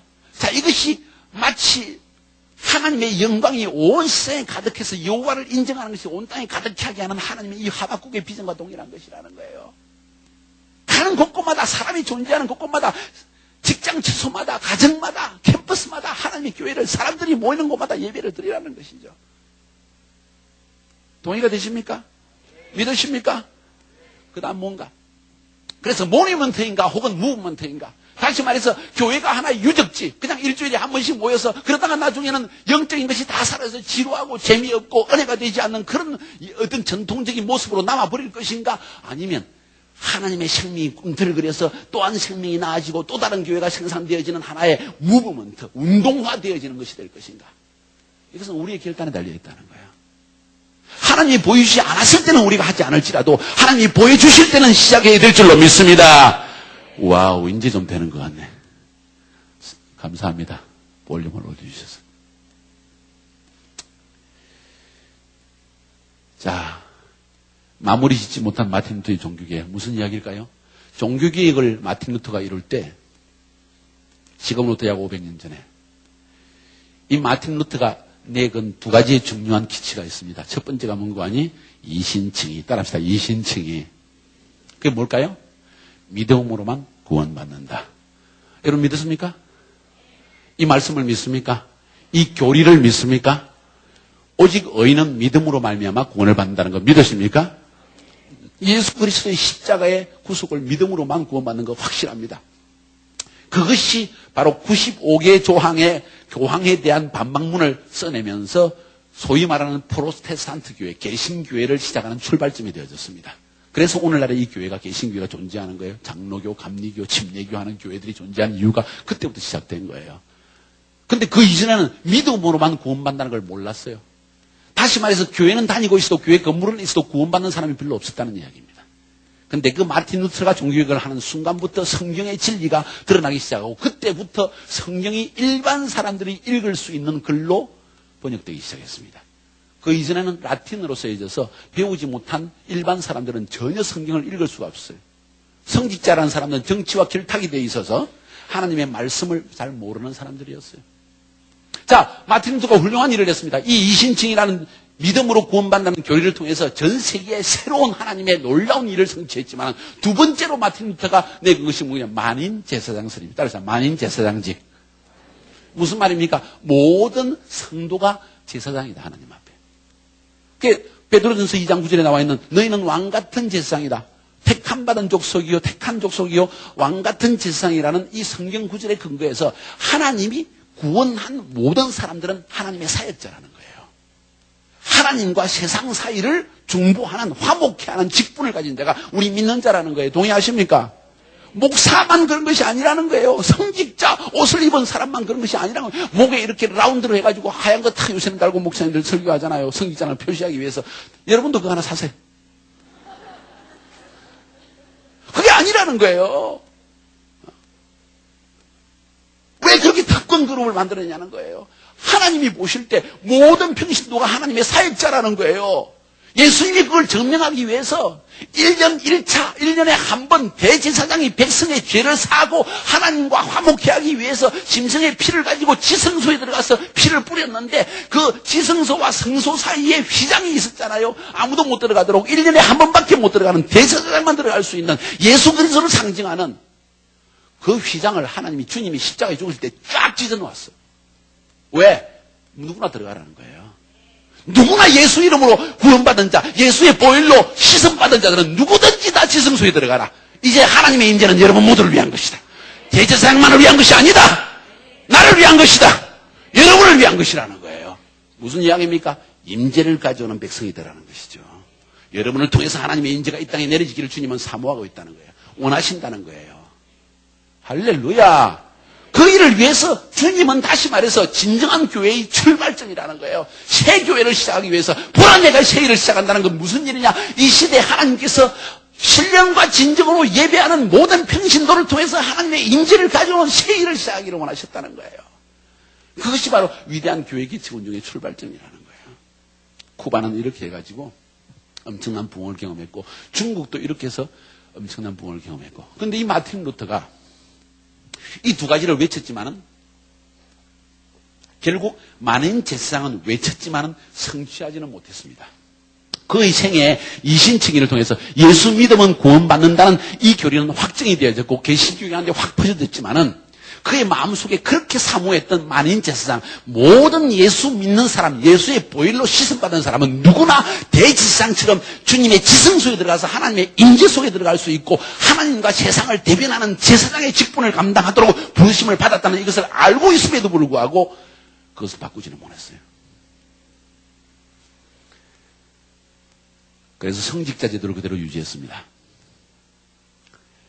그 동료 중에 한 명이 마틴 루터의 자서전 중에 마지막에 이런 내용이 나옵니다. 그 친구가 마틴 루터에 와서 이런 질문을 합니다. 여보게, 종교개혁을 마무리해야지. 무슨 의미인가? 교회를 가정으로 돌려야지. 건물이 아니라. 마틴 루터가 그건 아직 할 수가 없네. 내가 생각할 때 나는 그걸 할 능력이 없다고 생각하네, 이제는. 이런 결론을 내렸다고 합니다. 오늘 여러분 책 안에 지금 제가 일부러 적어놨어요. 나는 할 수 없네. 첫 번째, 나는 그 일에 대해 준비가 되어 있지 않네. 두 번째, 나는 교회를 통제하지 못할까 두렵네. 가정으로 교회를 돌리면, 성직자가 없어지면 그 교회를 어떻게 통제할 수 있겠니? 성령님께 내어 맡기는 것을 몰랐고, 성령님이 그 교회를 이끄신다는 사실을 몰랐고, 두 번째, 예수님이 보여주신 12지하를 통하여서 효과적인 통제가 가능하다는 것, 통제라는 말을 표현해보다는 효과적인 관리가 가능하다는 사실을 인식하지 못했던 것이죠. 이렇게 해서 마틴 루터 시대의 종교개혁은 결국은 절반밖에 성취하지 못했다는 것을 본인이 자서전에서 이야기를 하고 있다는 거예요. 저는 생각할 때 21세기에 들어와서 주님께서 이 일을 성취하기 원한다고 저는 확신하고 있습니다. 왜 그렇게 말하는 거 아니? 셀 운동이 일어난 것을 볼 때도 소위 말하는 우리 랄프 네이버 목사님이 셀 운동의 장시자라기보다는 셀 운동을 확산한 사람 중에 한 사람이고, 대부분의 사람들이 조영기 목사님의 셀 그룹을 전 세계 셀 그룹의 출발점으로 보고 있는데, 이 셀 그룹이 시작된 것 자체가 무엇인가 하니 가정교회, 단순한 교회의 출발점이라는 거예요. 이해가 되십니까? 셀 교회가 시작되었다는 것, 혹은 구역 예배가 시작되었다는 것, 혹은 가정에서 예배, 직장에서 예배가 시작되었다는 건 뭘 의미하는지 아세요? 평신도가 하나님의 사역자로 둔갑하는 시대가 와야만 된다는 것을 신호를 지금 알리는 거예요. 하나님께서 지금 시그널을 주고 있는 거예요. 보라, 시대가 왔다. 왜 옥하는 목사님께서 평신도를 깨우라는 책을 썼겠습니까? 그냥 잠에서 깨어나라고? 뭐 하라고? 잠만 깨면 끝나는가? 사역하게 하라는 이야기예요. 그들을 사역자로 세우라는 거예요. 엄청난 하나님의 군대가 숨겨져 있다는 거예요. 사용되지 않은 채 하나님의 엄청난 재능과 은사들이, 하나님의 보화들이 숨겨져 있는 채 쓰임받지 않고 있다는 거예요. 동의가 되어집니까? 여러분, 교회에 있는 성도인들 한 명 한 명이 전부 사역자라는 것을 한번 생각해 보라는 거예요. 우리의 생각을 바꾸면 세상이 바뀌어집니다. 교회의 모습이 달라집니다. 도시의 모습이 달라집니다. 모든 것이 새롭게 보이기 시작합니다. 하나님의 교회가 그들을 통해서 그들의 삶의 현장 속에 들어가기 시작한다는 거예요. 이 일을 위해서 우리는 새 일을 시작해야 된 줄로 저는 확신합니다. 아멘. 쭉 넘기세요. 그 다음 거를 제가 하나 보기를 원합니다. 단순한 교회 개척폐가 운동의 이해, 제도적 접근과 단순한 접근, 우리 쭉 한번 넘겨보세요. 쭉 넘겨보세요. 왜 우리가 대형 교회보다도 소형 교회를 지금 추구해야 되는가 하는 점에 대해서 한번 논리적으로 한 가지 생각을 해보려고 합니다. 그럼 이것만 하고 오늘 기도하고 마치기를 원합니다. 내일 계속하기를 원합니다. 제도적 접근과 좀 넘겨보세요. 계속 더 넘기세요. 쭉쭉쭉쭉 쭉쭉 코끼리 모습이 나올 때까지. 코끼리 모습이 나올 때까지. 단순한 교회 개척 외가 운동이 제도적 접근과 단순한 접근. 그 앞에 너무 빨리 넘어갔어. 자, 소위 말해서는 오늘 코끼리 교회와 토끼 교회를 한번 비교를 시키기를 원합니다. 아까 제가 물었죠. 여러분 가운데 조홍기 목사님 같은 교회를 세우는 사람 몇 명이 되는가? 한 명도 없었습니다. 예, 그렇습니다. 코끼리 교회와 토끼 교회, 문어 교회와 불가사리 교회. 자, 이 두 가지 한번 보면은 문어 교회라는 것은 이 문어는 목을 딱 잘라버리면 그 다음에 다 죽어버립니다. 근데 불가사리는 자르면 자를수록 2동가리 내면 2개의 불가사리가 다시 생겨나고 10동가리 내면 10개의 불가사리가 살아납니다. 교회는 이와 같이 번식을 해야 된다는 것을 지금 말해주는 거예요. 한 명의 담임 목사가 사라지면 교회가 완전히 문을 닫아버린 것이 아니라 모든 평신도가 살아서 역사하고 생명이 모두 퍼져져 있는 이런 교회가 되지 않으면 교회는 진정한 교회의 모습을 가졌다고 볼 수 없다는 거예요. 토끼리와 코끼리. 그 다음 넘겨봅시다. 코끼리형 교회는 어떤 교회인가? 큰 교회입니다. 넘겨보세요. 네, 큰 규모입니다. 대형 교회 가면 엄청나게 좋은 프로그램들이 많이 있습니다. 부페식으로 좋은 프로그램, 결혼 세미나, 무슨 리더십 세미나, 내적 치유, 없는 것이 없습니다. 그 교회 가면 내가 원하는 거 다 얻을 수가 있어요. 굉장히 좋습니다. 그런 교회 참석하고 싶습니다. 요구하는 것도 없습니다. 내가 하고 싶은 것만 하고 하기 싫으면 안 와도 아무도 간섭하지 않습니다. 사람들이 너무 많기 때문에. 군중 속에 숨어도 괜찮습니다. 내가 사역 안 해도 상관없습니다. 내 신앙생활이 아주 편한 것 같습니다. 거룩한 분위기도 있습니다. 스테인드 글라스도 있고 교회다운 교회입니다. 교회 탁 들어가면 2억짜리 오르간이 울리기 시작합니다. 이거 진짜 교회구나. 설교 말씀도 뛰어납니다. 김상환 목사님 앉아만 있어 신나요 그냥. 새벽기도에 참석하면 특별 새벽기도 특세. 조영기 목사님 설교 정말 멋진 기름 부음이 있습니다. 사람들이 거기서 감동을 받고 구원도 받습니다. 좋습니다. 그리고 이 교회는 반드시 성장해야 됩니다. 성장합니다. 그런데 교회의 배가는 느립니다. 교회가 교회를 낳지를 못한다는 거예요. 그 교회는 조금 성장할 수 있습니다. 그 다음에 토끼형 교회를 한번 쭉쭉 좀 넘겨보지. 그렇죠. 옳지. 그 다음. 토끼형 교회. 코끼리에 비교하면, 아이고, 또 너무 빨리 가네. 영감이 있을지어다. 토끼 교회는 아주 작습니다. 그런데 급속도로 성장합니다. 이유를 설명해 드릴게요. 그 다음. 2마리의 토끼가 있습니다. 이 토끼가 만나서 이제는 번식을 하기를 원합니다. 아이고, 저렇게 빨리 하면 어떡해. 계시를 하나씩 보여줘야지. 최악에. 그렇지. 1년에 4번만 임신할 수 있습니다. 1년에 4번만 임신할 수 있어요. 사람은 몇 번 임신할 수 있어요? 12번쯤 임신할 수 있습니다. 월경 기간이 있잖아요. 그런데 코끼리는 4번만 임신할 수 있습니다. 1년에. 3개월에 한 번 임신할 기회가 주어진다는 거예요. 그 다음 한 번에 1마리밖에 못 낳아요. 2마리 못 낳습니다. 쌍둥이 못 낳아요. 그런데 한 번 임신하면 22개월 만에 아기를 낳습니다. 사람들은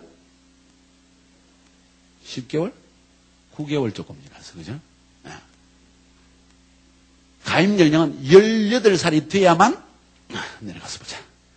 18살이 돼야만 임신을 할 수 있습니다. 17살 안 된다는 거예요. 18살이 돼야만, 사람하고 비슷하네. 사람은 좀 더 빠르지. 그래서 3년이 지나면, 22개월이면은 사실 보세요. 거의 2년이잖아요. 그죠? 겨우겨우 어떻게 해가지고 이제 임신을 했다. 새끼를 낳았다. 그러면 이제 3년 내에 기껏해야 이 두 코끼리가, 이 엄청난 대형 코끼리가 만나가지고, 그 다음 넘겨보세요. 새끼 하나 낳아가지고 기뻐한다는 거예요. 한국 교회 대개 보면은 60주년 기념으로 교회를 하나 세웁시다. 비슷한 이야기야. 우리 교회가 30주년이 됐는데 교회 하나는 세워야지. 그래서 부목사님을 신학교 졸업 한 분을 잘 선택해가지고 그분을 안산에 보내든지 일산에 보내가지고 일산 무슨 교회 건물도 지어줘가지고 하나 만들어야 된다는 거예요. 참 잘했습니다. 안 하는 것보다 낫습니다. 그 다음 넘겨보세요. 토끼교회입니다. 예쁘죠? 암컷 두토. 빨리 넘기지 말고 또 넘긴다. 왜 이러지? 영감이 있을지어다. 이 토끼는 실제적으로 계속적으로 다산을 할 수 있습니다. 쉴 새 없이 임신을 할 수 있다는 거예요. 따라합시다. 할렐루야. 임신 못하는 기간이 없다는 거예요. 그 다음 넘겨봅시다. 한 번에 평균 7마리의 새끼를 낳는다. 어떻게 생각하세요? 좋습니다. 임신 기간 한 달 된 토끼가 임신을 시작해. 18살이 아니고 한 달 만에 새끼를 뽕 낳았는데 한 달 딱 지나서 우유 좀 먹이고 뭐 좀 잡초 좀 먹이고 나면 벌써 새끼를 낳을 수 있어. 기가 막히지. 지금 교회 개척 이론을 이야기하는 거예요. 성령이 주시는 음성을 들을지어다. 그 다음 가임 연령 죄송합니다. 임신하는 기간이 임신을 해서 새끼를 낳는 기간이 한 달밖에 안 걸린다는 거예요. 근데 실제로 임신할 수 있는 게 몇 살이 돼야 할 수 있느냐? 4개월만 되면 할 수 있다는 거예요. 뿅 새끼를 낳았습니다. 먹이고 키웁니다. 물을 주고 풀을 먹입니다. 그런데 4개월 딱 지나면 벌써 새끼를 낳을 수 있어. 4개월 새신자가 새 예배 취소를 시작하는 거예요. 아멘입니까? 그 다음 넘겨보세요. 3년 안에 이 2마리의 토끼가 한번 이론적으로 생각해 보자면 지속적으로 유산하지 않고 계속 새끼를 나가면 몇 마리가 될까? 아는 사람? 참 해답을 또 보고 그러면 안 되지. 그 다음 넘겨보세요. 이 2마리의 토끼는 여보 이 새끼들 다 어떡하죠? 다시 또 한번 눌러보세요. 또 한번 눌러보세요. 또 눌러보세요. 4억 7,600만 마리. 새끼들도 많다. 뭘 이야기하고 있습니까? 우리가 생각하기에 초신자들은 아직 임신할 수 없다고 생각하는 거예요. 초신자들은 예배를 인도할 수 없다고 생각하는 거예요. 초신자들은 아직 사람들을 가르칠 수 없다고 생각하는 거죠. 그런데 주님 보시기에 그건 다르다는 거예요. 하나님께서는 큰 대형 토끼와 같은 교회를 세우는 일에 우리가 정성을 쏟기보다 그 하나 코끼리와 같은 교회를 세우려고 하면 몇 억의 돈을 들여서 건물을 지어야 되고 몇 년에 걸쳐서 신학생을 키워야 되고 그 신학생을 또 실제 훈련을 시켜야 되고 그 기간 동안에 사실 거듭나서 뜨거운 열정을 가지고 막 하나님의 일을 시작하려고 하는 수많은 사람들이 널려져 있는데 그들은 다 매장되어진 채 사장되어진 채 숨겨진 채 하나님의 은사는 다 땅에 묻혀진 채 이 사람들을 훈련하는 동안에 이 사람들은 다 영적인 능력을 상실해버린다는 거예요. 물질, 시간 모든 것을 낭비하는 이런 일이 일어난다는 거예요. 그 다음 한번 넘겨봅시다. 단순한 교회 개척 비공 운동의 이해를 위해서 제도적인 접근과 단순한 접근을 한번 비교를 해보았습니다. 자, 제도적인 교회. 저는 이런 표현을 씁니다. 제도적인 교회. 따라합시다. 제도적인 교회. 오늘날은 행정을 중요시 여기고 방법을 시스템을 중요시 여기고 막 이런 제도라는 것에 얽매여서 잘못하면 종교의 영의 사람들이 붙잡혀버려. 하나님의 영의 자유로움에 이끌림을 받는 것이 아니라 제도에 얽매여서 하나님이 원하시는 인도하심을 받을 수가 없는 경우가 많이 있다는 거예요. 이런 제도적인 교회의 모습을 보니까 전부 다 여러 줄로 이렇게 여러분처럼 앉아있는 거예요. 전부. 죄송합니다. 그런데 단순한 교회의 모형은 좌석을 어떻게 하냐? 원형으로 둘러앉는다는 거예요. 2-3명, 5명, 10명, 20명 원형으로 앉아서 나눔의 시간이 주어지기 시작한다는 거예요. 일방적으로 듣는 좌석이냐 아니면 나눔의 관계이냐. 제가 알기로 2-3 사람이 모일 때 주님이 함께 하신다는 걸 뭘 의미하는지 아세요?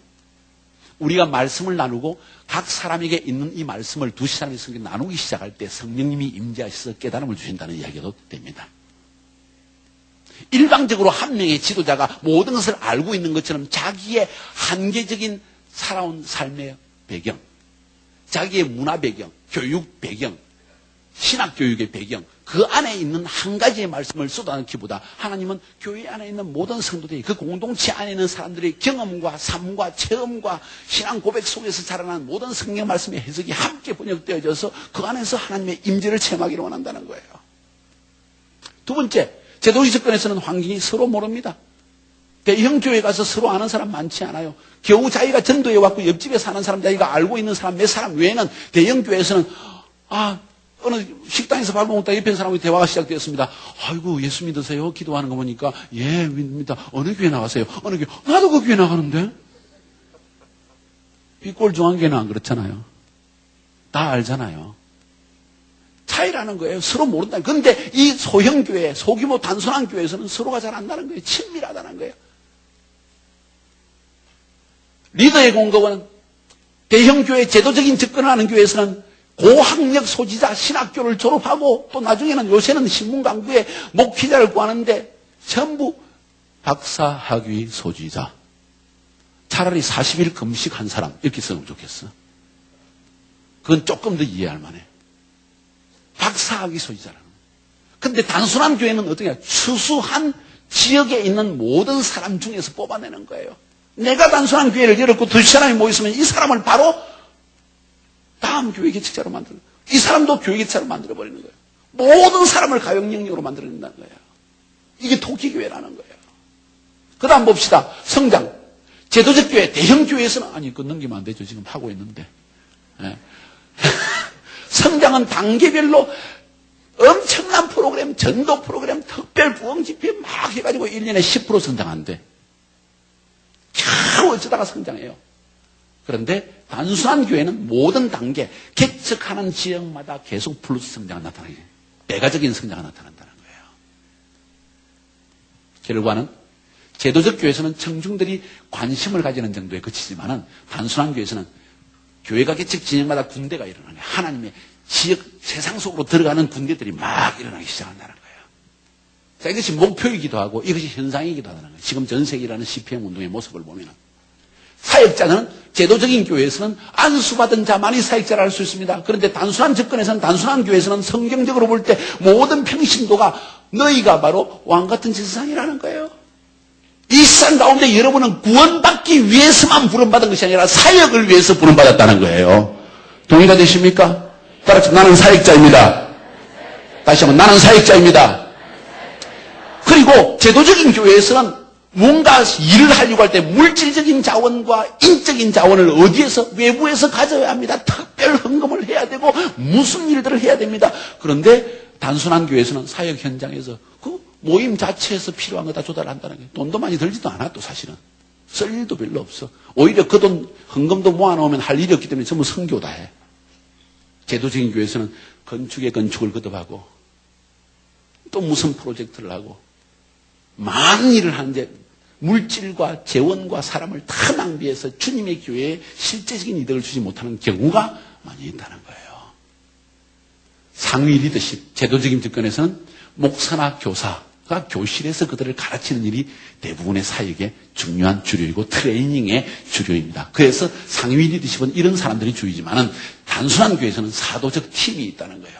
다시 말해서 내가 지금 12지자가 그들이 교회를 개척하고 그 사람들이 또 지자를 만들어서 또 그들을 관리해주고 그 사람들이 또 교회를 개척하면 또 교회를 관리해주는 이런 조직적인 관리 체계를 통해 가지고 그들이 자연 확산적으로 계속 팀을 형성해서 평신도 사역팀이 만들어져서 사역을 해나갈 수 있는 그런 체계로 나가게 된다는 거예요. 그 다음 넘겨보세요. 배움의 공간. 제도적인 접근에서는 교육 제도적인 접근이라고 표현했는데 제도적인 접근 교회에서는 배움의 공간은 교실 위주의 교육이지만은 단순한 교회에서는 실습 위주입니다. 무슨 이야기입니까? 김 집사님하고 같이 아파트에서 두 명이 두세 명이 예배를 드렸습니다. 평신도 한 명이 첨가되었습니다. 이 사람이 몇 달 동안 다니면서 그 현장에서 예배 드리는 모습을 보고 그 다음에 이렇게 예배를 드리라고 또 가르쳐서 다른 게 또 보냅니다. 특별한 교실에서의 훈련이 없이 삶 속에서 드리는 예배를 통해서 또 다른 예배를 창조해낼 수 있는 단순한 교회를 개척하는 바로 다시 말해서 실습을 전제로 한 교육이 이루어진다는 점에서 제도적인 교회와 차이가 있다는 것이죠. 비용은 제도적인 교회에서는 값이 비쌉니다. 엄청난 프로젝트, 엄청난 이 대리석을 만드는 강의실 공간, 엄청난 라이팅, 모든 것을 아름답게 현대식으로 만들지 않으면 사람들이 모이지 않는다. 여기에 엄청난 투자를 하고 있다는 거예요. 그러나 단순한 교회는 할 것이 없어요. 이미 다 있기 때문에. 직장에서, 가정에서, 캠퍼스에서. 주님은 우리가 세상 가운데 들어가서 이미 존재하고 이미 소유하고 있는 가운데 하나님의 사역을 계속해 나가기를 원하십니다. 인위적으로 만들어낸 교회가 아니라 성전이라는 솔몬 성전과 같은 걸 만들기 원하시는 게 아니라 건물이 아니라 영으로 거듭난 신령과 진정으로 예비하는 사람들이 모이는 그런 교회를 시작하기 원한다는 거예요. 목표는 대개 제도적인 교회에서는 세미나의 세미나, 제자와의 제자와에서 보다 높은 지식, 더 깊은 지식, 또 새로운 것, 자꾸 많은 것을 배워나가는 데 위주를 맞출 수가 있습니다. 옛날에 한 번 한 것 또 하면 실상할까봐 또 새로운 걸 만들어냅니다. 그래서 영원히 배우지만 아는 것은 하나도 없습니다. 언젠가 들었기는 했는데 내가 가르칠 수 있는 건 하나도 없어. 다시 말해서 전달 효과가 없다는 이야기예요. 자꾸 배우기는데 지식의 지식을 더 아는데 내가 남들에게 가르칠 수 있는 것은 하나도 없다는 거예요.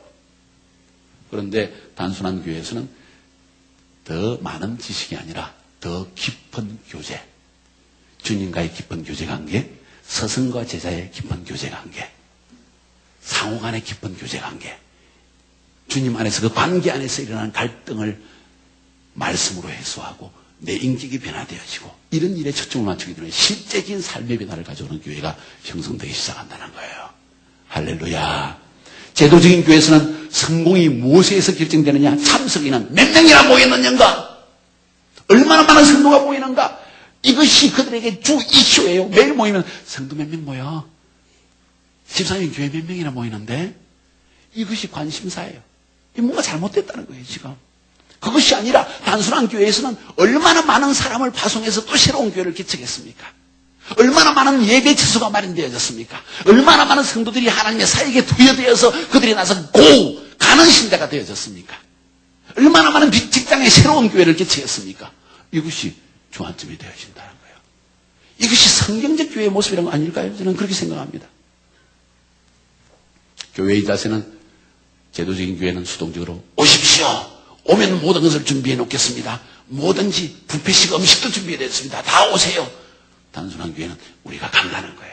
가서 그들 가운데 들어가서 예배를 드리고 그들 가운데서 차를 마시고 그들의 문화 수준에서 음식을 나누고 그들의 삶의 공간에 내가 인카네이션 해서 들어간다는 거예요. 이것이 주님이 원하는 교회의 모습이라고 저는 믿고 있습니다. 매력은 사람들은 제도적인 교회에서는 필요한 프로그램이나 느낌이 나오는 것입니다. 그러나 단순한 교회에서는 그곳에 함께함으로 말하면 깊은 교제관계를 통해 관계 안에서 확실한 삶의 변화가 일어나지 않고는 이 모임을 지속할 수 없는 것이 단순한 교회라는 거예요. 너무나 잘 알고 있기 때문에 메시지를 전할 때에도 잘 들어보세요. 수많은 청중을 향해서 메시지를 전달할 때 어디에 맞춰야 될지 알 수가 없어요. 그런데 우리 집사님과 단둘이서 예배를 한 3개월, 4개월 또 다른 한 집사님 청자가 한 4명, 4명이 예배를 드린다고 합시다. 이 예배를 인도자는 이 사람 한 사람 한 사람의 사정을 알고 있기 때문에 말씀을 읽을 때 그들에게 적합한 말씀들이 툭툭툭 튀어나오기 시작하고 구체적인 삶의 변화가 이 모임 안에서 일어나기 시작하더라는 거예요. 여러분 이게 얼마나 중요한지 알아요? 우리가 교회를 오랫동안 다니면서도 우리 마음에 찔림을 받지 못하고 감동을 느끼지 못하고 은혜를 체험해서 눈물이 흐르지 못하는 많은 이유 중에 하나가 쏟아지는 홍수와 같은 설교 때문이라는 거예요. 그러나 소수로 모일 때 구체적인 하나님의 말씀이 제가 우리 12지자들과 함께 만나서 예배를 드릴 때는 이 사람들은 벌써 몇 년째 7, 8년째 같이 예배를 드리는데 예배를 드릴 때마다 그들 한 명 한 명의 심령을 꿰뚫고 성품을 변화시키고 그들의 문제를 해결해주는 메시지가 매주마다 탁탁 꽂히 시작한 것처럼 느끼고 있어요. 근데 청중을 해서 메시지를 던지면 은혜 받은 사람 많이 있죠. 제가 설교를 잘하니까. 그러나 그들에게 구체적인 말씀이 되지 못할 때가 많이 있다는 거예요. 재미있게 말씀을 풀어 분위기 좋게 하려고 재미있게만 하려고 했지 실제적으로 그들 한 10년 중에 필요한 메시지를 전달하지 못할 때가 있다는 거예요. 단순한 교회에서는 하나님의 말씀을 읽는데 사람은 두세 사람이 함께 모이고 10명이 모였다고 5명이 모일 때에도 소그룹으로 모일 때는 내가 메시지를 전달할 때는 꼭 하나님이 이 말씀을 통해서 그들에게 주시는 음성이 들려지게 되어 있습니다. 또 의도적으로 거기에 신경을 쓰게 되어 있어요. 성령님은 거기에 적합한 메시지를 던져주시는 것입니다. 삶의 변화가 일어난다는 거예요. 저는 이런 교회를 추구합니다. 여러분은 어떠세요? 어떻습니까? 대형 교회에서는 회신자가 나오는 것을 그렇게 기대하지 않아요. 두세 사람이 모인 장소에는 새로운 성도를 구원하고자 하는 기도가 중요 목적 중에 하나입니다. 예배 중에서. 찬양 굳이 하지 않아도 됩니다. 기타 없어도 됩니다. 뜨거운 찬양팀 없어도 됩니다. 찬양이 아예 없어도 괜찮아요. 성경 말씀을 읽고 그냥 기도를 나누고 그리고 하는 중요한 내용 중에 한 가지가 기도하는 일입니다. 무엇을 위해서? 그들의 안에 있는 문제점을 위해서 기도해 주는 거예요. 그리고 새 영혼, 그들의 가정을 위해서, 그들의 오이코스라고 말합니다. 그들과 관계되어진 사람들, 직장 동료 혹은 친척 이런 사람들을 위해서 구체적으로 매주 기도하기 시작합니다. 그래서 그들은 기대합니다. 다음 주에 혹시 그 시어머니가 이 모임에 나올까? 연로하셔서 직장도 없으시고 집에 홀로 계신데 나오실 거야. 우리 또 기도해보자. 또 기대합니다. 그 다음 주에 또 기대합니다. 그 다음 날 또 기대합니다. 이 기대가 어느 날 성취됐을 때 그 안에 환호성이 터져나오고 할렐루야 주님이 구원하셨다. 자, 이것이 교회의 모습이라는 거예요. 저는 이런 단순한 교회가 지구상에 충만하기를 원하신다고 저는 확신하고 있습니다. 저는 이 단순한 교회를 통해서 한국 강산에 새로운 변화가 일어나기를 저는 원한다고 저는 확신하고 있습니다. 바로 이 사실 때문에 오늘 먼저 기도로 시작한 거예요. 오늘 이것으로 메시지 마치기를 원합니다. 한 번 더 기도하기 원하는데 나머지 부분은 내일 제가 말씀드리기를 원합니다.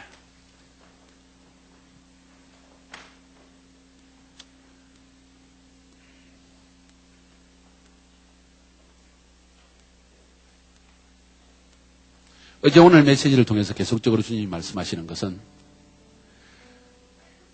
관계 있는 예배, 하나님과의 관계가 형성되어진 예배, 성도 간의 교통이 이루어지는 예배, 하나님의 구체적인 음성이 말씀을 통해서 던져지는 예배,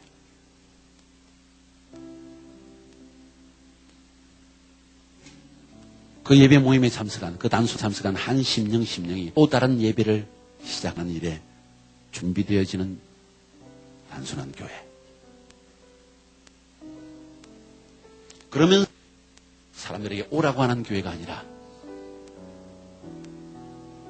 그 예배 공동체에게는 한 명 한 명의 직장 속으로 들어가고 그들의 가정 속으로 들어가고 그들과 연결되진 또 다른 오이코스, 그들의 친척, 그들의 남편, 그들의 아내, 그들의 자녀를 통해서 또 한 번 발을 뻗어서 나가는 문어와 같은, 불가사리와 같은 퍼져나가는 교회.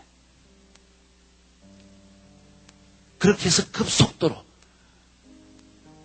몇 개월이 지났을 때 상상할 수 없이 이 한 영혼, 그리스도의 생명을 받은 사람을 통해 주어진 생명이 그 조그만 소그룹 안에 있는 또 다른 사람에게 전달되어지고 그 사람이 또 다른 사람이 되고 그 사람이 또 다른 사람에게 전달되어져서 끊임없이 아무도 중단할 수 없는 음부의 권세가 이기지 못하는 침투하는 교회.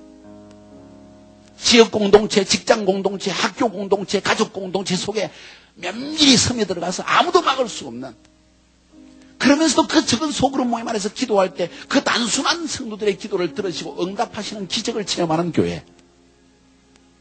그 모임에서 하나님의 임재를 체험하기 때문에 진정한 뜨거운 눈물을 10년 만에 20년 만에 흘려보는 그런 교회.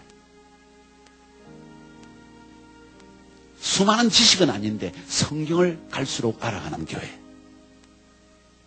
많은 것은 들었지만 남은 것이 없는 것이 아니라 매주 성경을, 아니 매일마다 모여서 성경을 한 장씩 읽어나감으로 말미암아 하나님의 음성을 매일 양식을 먹으면서 자라나는 교회. 이런 교회를 시작할 수 있다면 주님께서 얼마나 기뻐하실까. 저는 이 생각을 하고 있습니다. 저는 그것이 어렵다고 생각하지 않습니다. 주님은 코끼리와 같은 교회를 많이 세우는 것을 원치 않으십니다. 은사를 받은 사람들이 해야 할 일입니다. 그분들을 통해서 수많은 목회자들과 수많은 한 민족 가운데 하나님의 메시지가 전달되고 기름 부음이 전달될 것입니다. 그런데 주님의 관심은 더 큰 것이 있습니다. 오직 성령이 임하시면 너희가 권능을 받고, 오직 성령이 임하시면 너희가 권능을 받고, 너희는 바로 우리 모두를 이야기하는 거예요. 예루살렘과 온 유대와 사마리아와 땅 끝까지 이르러 내 정인이 되리라.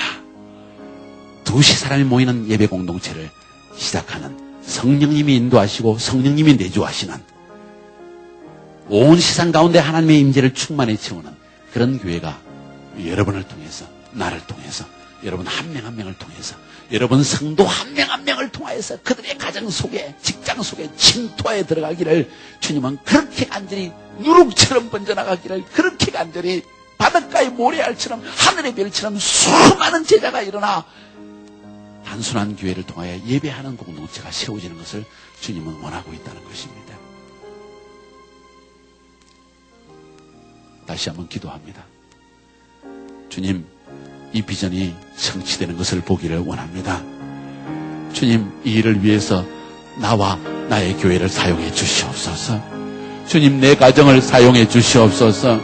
주님, 내 한 명이 헌신하며 나아갈 때 나와 함께하는 예배 공동체에 있는 2-3명이 또 다른 공동체를 열고, 그들이 나아가 또 다른 공동체를 열 때 주님, 우리 바다를 덮음같이 여호와의 영광을 인정하는 것이 온 세상에 충만하게 될 것을 확신합니다.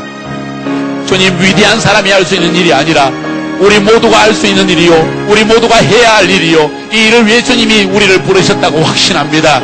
주님, 비록 적은 것, 가진 달란트 하나밖에 없지만 이 달란트 사용하여서 예배 공동체를 시작하기를 원합니다. 주님, 사용하여 주시옵소서. 주님, 나를 사용하여 주시옵소서.